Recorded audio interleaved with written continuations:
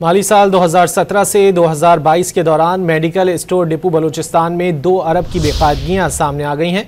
मजीद जानेंगे don news के नुमाइंदे अब्दुल्ला जहरी से। अब्दुल्ला, मजीद क्या मालूम हो सका?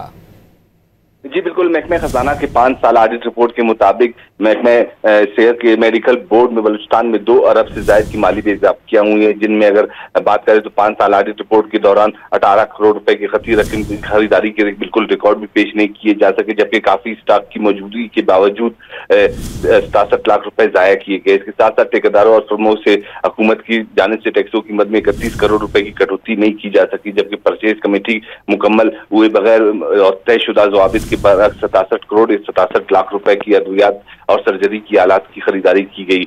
इसके साथ साथ मेडिकल के दीगर शोबों के आलात की भी खरीदारी में माली बेज़ाब्तियों का सामना है। सबसे ज्यादा जो डिस्ट्रीब्यूशन प्रोसेस है उसमें 93 करोड़ 36 लाख रुपए की अखराजात की निशानदेही की गई, जिनमें माली बेज़ाब्तियों की इंतहाई ज्यादा बताई जा रही है। महकमे खजाना की रिपोर्ट में तमाम तरह जो मुलविस अफराद है उनकी निशानदेही के साथ साथ फौरी तौर पर कार्रवाई की भी सिफारिश की गई है। जी बहुत शुक्रिया अब्दुल्ला ज़हरी तफसीलात के लिए।